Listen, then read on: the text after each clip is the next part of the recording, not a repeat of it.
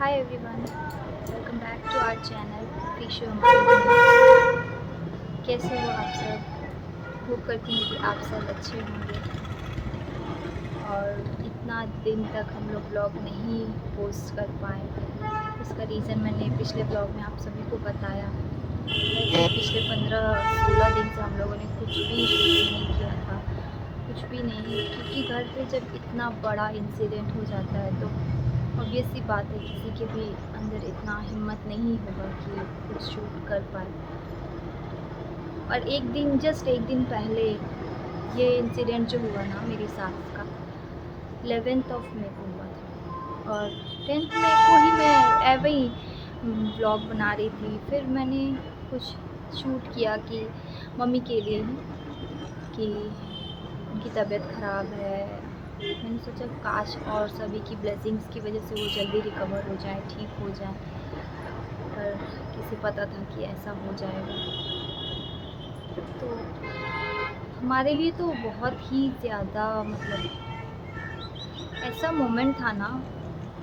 Personally मैंने ये किसी अपने को मैंने इतना क्लोज़ फर्स्ट टाइम किसी को खोया। टचवुड सब कुछ मेरी फैमिली में अभी सभी कुछ सब कोई है, हरा पूरा सब कुछ है, बहुत अच्छा है। पर पता नहीं क्यों मेरी सास के साथ ऐसा हो गया। उनका एज भी इतना ज़्यादा नहीं था, तो उनका एज मैंने देखा, उनका आधार कार्ड में चेक किया था, एग्जैक्ट एज जो था ना उनका 58 ईयर्स था। काफ़ी आवाज़ भी आ रहा है, पता नहीं हॉर्न वगैरह, इधर ना काफ़ी आवाज़ आ रहा था इसीलिए इधर आ गई मैं। तो वही फिर उनको बहुत सारा प्रॉब्लम था उनका, जिसकी वजह से बहुत ट्रीटमेंट चला उनका, बहुत ट्रीटमेंट चला। मतलब लगभग 6-7 साल से तो काफ़ी हैवी ट्रीटमेंट उनका चल रहा था। हर बारी मतलब बहुत ही ज़्यादा लूज़ हो जाती थी, बहुत ही ज़्यादा। फिर कुछ टाइम के बाद वो रिकवर हो जाती थी, ठीक हो जाती थी। तो मतलब इस बार तो एक्सपेक्टेड नहीं था कि मतलब ऐसा कुछ हो जाएगा, एकदम ही नहीं एक्सपेक्टेड था, क्योंकि इससे ज़्यादा जब उनको प्रॉब्लम हुआ करता था तब वो रिकवर हो जाती थी, ठीक हो जाती थी। पर इस बार शायद किस्मत को नहीं मंजूर था। तो सब कुछ नॉर्मल ही था, चल ही रहा था, तबीयत ख़राब तो चल ही रहा था उनका। पता नहीं उस दिन 12-12:15 के करीब में मेरे पापा, मतलब मेरे ससुर जी, उनको कुछ खिलाने के लिए ले गए। एक्चुअली उनका खाना पीना भी बंद हो चुका था, 3-4 दिन से कुछ भी नहीं खाती थी, लिक्विड फॉर्म में थोड़ा बहुत 1-2 चम्मच करके कुछ खा रही थी। तो पापा उनको कुछ साबूदाना और ग्लूकोज़ पानी ले जाके देना चाहें कि बहुत देरी हो गया है, कुछ देते हैं खाने के लिए, सुबह से कुछ खाएँगे। तो वो 1-2 स्पून उनको मुँह में डाले और वो शायद ले नहीं पाई उस चीज़ को। फिर वो उल्टी हुआ उनको, और वैसे उसी समय उनका जो है वो पापा के हाथ में ही, पापा के गोद में ही। पापा के लिए तो वो चीज़ मतलब जैसे भूलना बहुत ही मुश्किल है। फिर भी पापा को यकीन नहीं हो रहा, पापा मेरे को आवाज़ दे रहे, क्योंकि घर पे और कोई था नहीं, पापा थे, मैं थी, और मैं भी प्रीशु को सुला रही थी। वो नहा लिया था और उसको मैं सुला रही थी। पापा ज़ोर से आवाज़ दिए, मैं दौड़ के गई कि क्या हो गया, वैसे चिल्ला रहे। फिर गए तो पापा बोल रहे प्रीति मम्मी और नहीं, मम्मी और नहीं। मतलब मेरे लिए तो एक्सपेक्टेड, मैं क्या बोल रहे हैं पापा, कुछ समझ नहीं आ रहा था। बोले नहीं नहीं आप डॉक्टर ले आइए, उनका हाथ वाथ हिल रहा है। मेरे को ऐसा फील हो रहा था, उनका जीभ दिख रहा था बाहर, मेरे को ऐसा लग रहा था कि नहीं है, मम्मी है। मैं बार बार बोली थी नहीं अब जाइए डॉक्टर को बुला के लाइए, चेक कीजिए। पापा बोले नहीं हम नहीं जा पाएंगे, मम्मी को छोड़ के, मम्मी नहीं है। और पर यकीन नहीं हो रहा था मेरे को। फिर मैंने ही नीचे गार्ड अंकल को फ़ोन किया कि अंकल को देखिए ना, कुछ हो गया है मम्मी को। तो वो अंकल दौड़ के आए, ऊपर देखे, फिर वो वापस गए, फिर डॉक्टर को बुला के लाए, वो चेक वेक किया तो वो बोला कि नहीं। फिर भी मेरे को यकीन नहीं हो रहा था कि सीरियसली ऐसा हो गया है, नहीं है। पता नहीं, मैं डॉक्टर से वो क्या कहते हैं उसको, टेलीस्कोप ना क्या, वो लेके मैं भी चेक करी हूँ। जैसे मैं कितनी बड़ी डॉक्टर हूँ, मेरे को कितना नॉलेज है, पता है, और मेरे को ज़ीरो नॉलेज है, कुछ नहीं है इस चीज़ के बारे में नॉलेज। फिर भी मैं मतलब चेक करी हूँ और सीरियसली कुछ भी नहीं आया था। भी नहीं सुनाई दे रहा। फिर उसके बाद तो जैसे कि मतलब क्या करूँ क्या ना करूँ कुछ समझ में नहीं आ रहा था। और उस बीच प्रीशु क्या किया था ना, फ़ोन लेके व्हाट्सएप वॉइस कॉल लगा दिया था मेरे फ़ोन से। मैं फ़ोन पे ना व्हाट्सएप पे मेरी सिस्टर का उस दिन एनिवर्सरी था, मैं स्टेटस डाल रही थी उसका, तो मेरा व्हाट्सएप ऑन था। मैं जब पापा आवाज़ दी तो मैं दौड़ के फ़ोन छोड़ के वैसे ही चली गई। तो लास्ट व्हाट्सएप वीडियो कॉल पे शायद मेरी ननद का, बड़ी ननद का था हिस्ट्री में। तो प्रीशु फ़ोन प्रेस वगैरह करते-करते शायद वो दबा दिया, और जो भी हम लोग वहाँ आवाज़ दे रहे, चिल्ला रहे, रो रहे, वो सब मेरी बड़ी ननद सुन रही थी। और हम लोगों को नहीं पता था कि वो सुन रही है या कुछ भी। और वो उधर अलग परेशान है, लेकिन हम लोग आंसर तो कर नहीं रहे क्योंकि उनको फ़ोन लग गया, किसी को पता नहीं। फिर वो वहाँ से फ़ोन कट करके वापस से कॉल बैक की, प्रीति क्या हुआ, नहीं हुआ?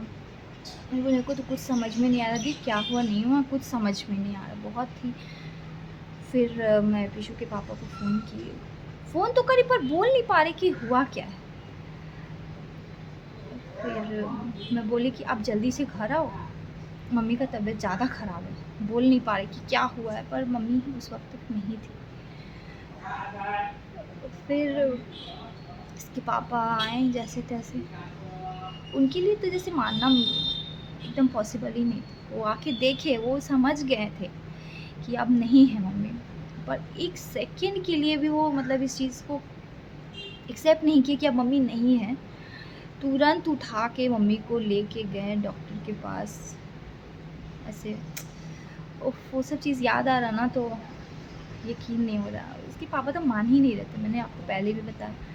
वो इतना सीरियस है ना अपनी मम्मी को लेके। वो एक तो सब भाई-बहन से सबसे छोटे हैं। कहते हैं कि जो बच्चे माँ मम्मी-पापा के सबसे छोटे होते हैं ना, वो सबसे ज़्यादा क्लोज़ होते हैं। और वो मम्मी को इतना मतलब मम्मी से अटैच्ड है ना, इतना ज़्यादा, हमेशा मतलब अपना हर आखिरी कोशिश तक वो किया कि मम्मी को बचा पाए। लेके गया वहाँ, डॉक्टर भी बोल दिया कि नहीं है।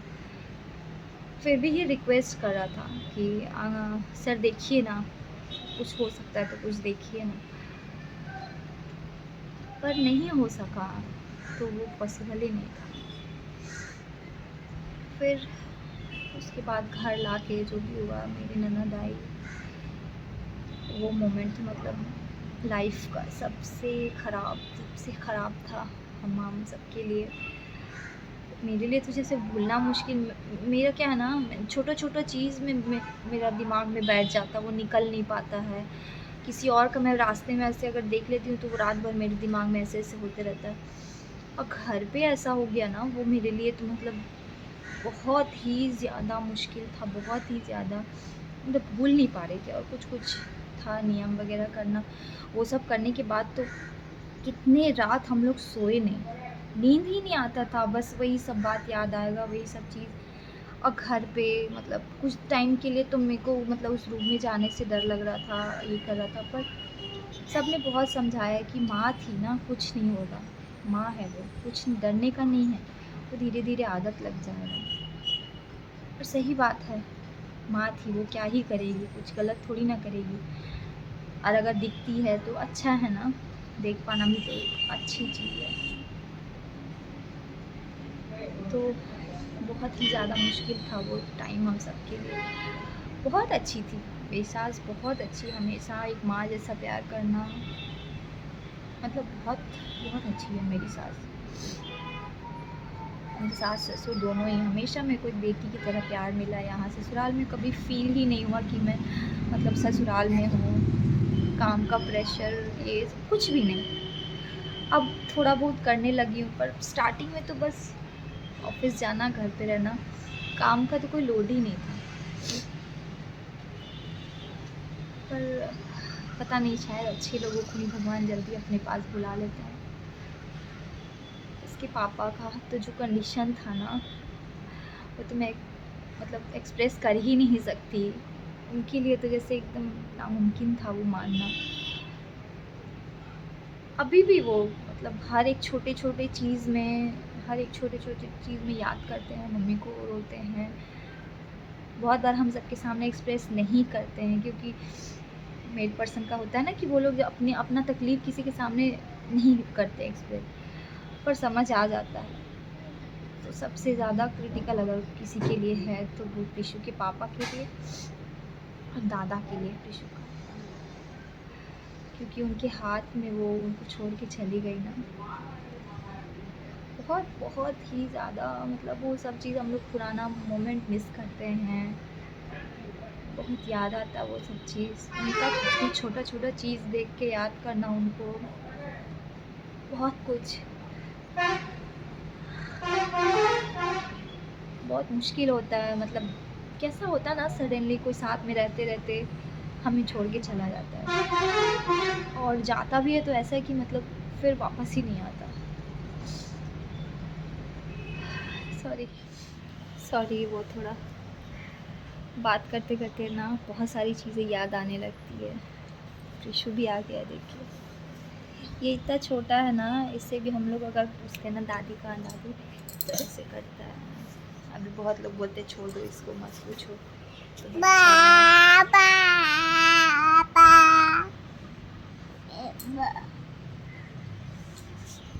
दो बेटा इसी सब कारण से मतलब हिम्मत ही नहीं हो रहा था कि वीडियो बनाए, फ़ोन उठाएं, क्या शूट करें, क्या बोले, बस यही सब वजह से नहीं कर पा रहे। इधर आओ बाबू, इधर आओ, इधर आओ, बात करो। देखो क्या बोल रहा है सबको, देखो हेलो बोल दो सबको, हाय हाय कर दो। कहाँ जाना है, कहाँ जाना है?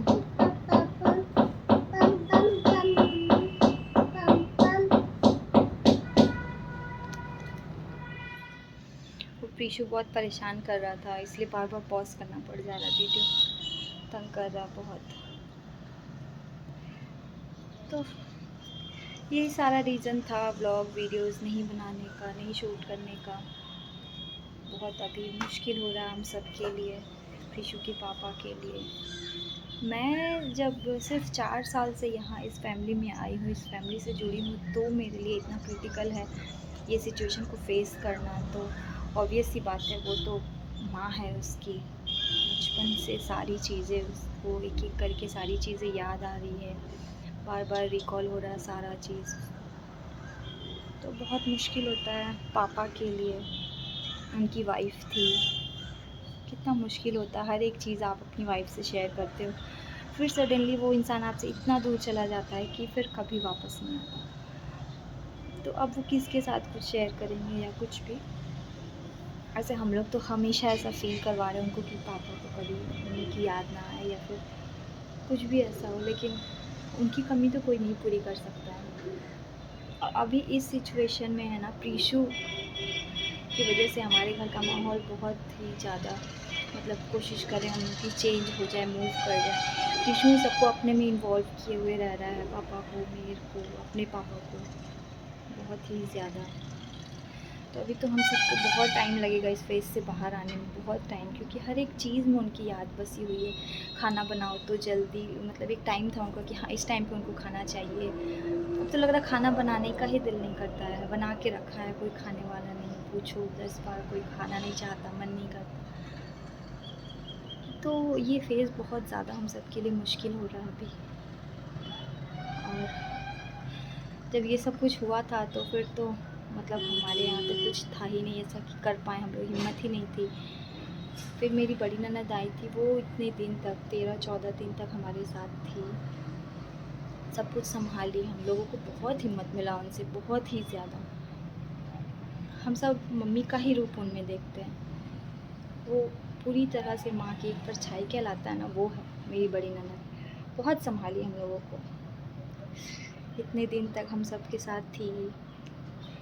खुद भी बहुत मतलब उनका भी ब्रेक डाउन होता था, पर वो खुद को संभालती थी, हम सबको संभालती थी, बहुत समझाती है, बहुत समझा के गई हम सबको।